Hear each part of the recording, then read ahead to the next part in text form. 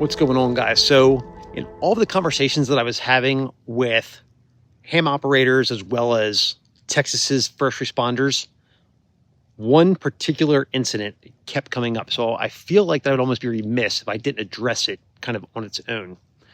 So if you remember, in July 2025, Central Texas pretty much drowned, but the messages got through and they were saying that's because their ham operators were already there. So during the catastrophic floods in Texas, ham radio operators, particularly those involved with ARES, they played a vital role in being on the front line, sustaining emergency communications when the conventional systems collapsed. And from what I gathered, here's how they operated. Was the issue that, they were dealing with one of the most deadliest and most devastating natural disasters in Texas's history. So what I wanted to do was kind of get into a breakdown of what happened, why it was so catastrophic, and how Texas is still responding to it to this day. So first, like a timeline of the key events.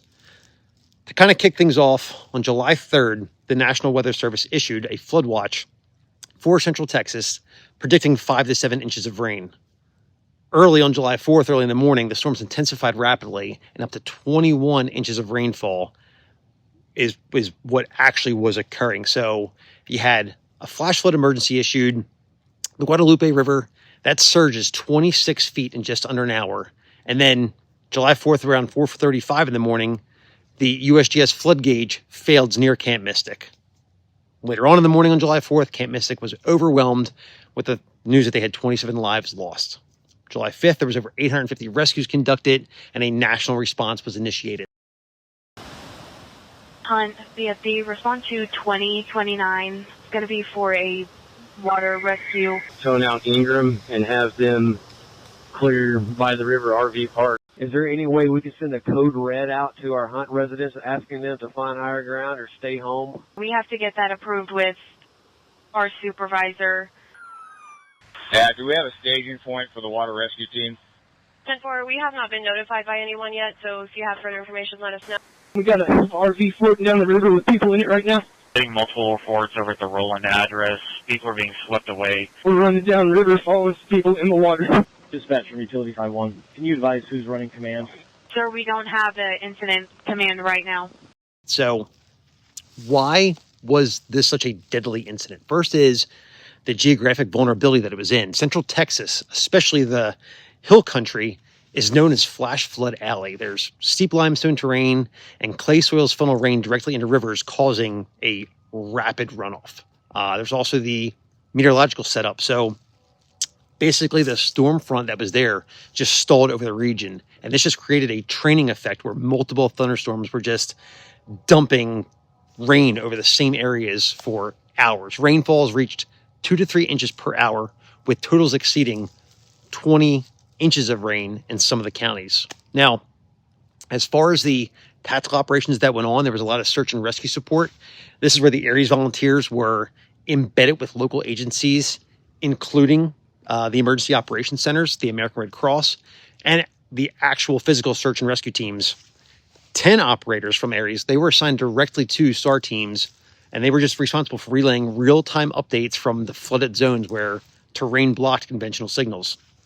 There they were using the portable HF, VHF, and UHF radios, and they were being powered by batteries, often with antennas mounted on vehicles or even improvised structures that they created. As far as the shelter and reunification stuff, there they were helping to maintain communications at the reunification shelters, enabling displaced families to reconnect. They said they passed dozens of health and welfare messages, which helped bridge the gap when the phone lines were overwhelmed just from the circuits being overloaded. What was a key point of this was their infrastructure independence, because the ham radio stations were deployed in minutes with no cell phone, no internet, and the operators raised antennas in trees and powered radios with the solar battery packs and maintained contact across counties using mutual aid networks.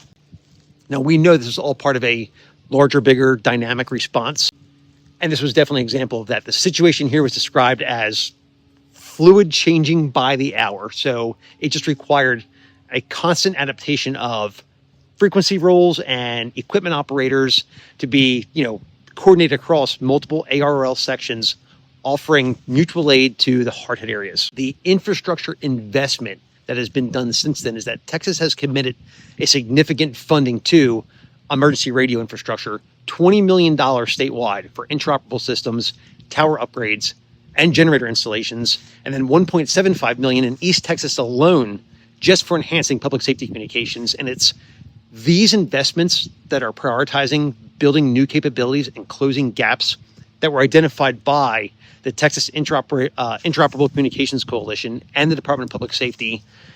And basically, here's the bottom line is how I see it, is that ham radio wasn't a nostalgic backup. It was the primary lifeline in many zones, and it was finally demonstrated what we as ham operators have known to be true for a long time, that our systems, when we're actually called, are faster to deploy than satellite systems. They're more reliable than your overloaded cellular networks, and more adaptable than the fixed infrastructure in these areas. So again, Texas treats ham not as a backup, but as a frontline tool for resilience. Its infrastructure is robust and its operators are highly trained, and its integration with emergency services is proactive and well-funded. So I didn't want to just cast that specific incident off to the side. It was a huge incident that just happened this year, so it's fresh on everybody's mind, and they're still kind of adjusting some things from there. Everybody kind of brought it up to me when I was talking to them, so I wanted to put out their lessons learned. I hope you like that, and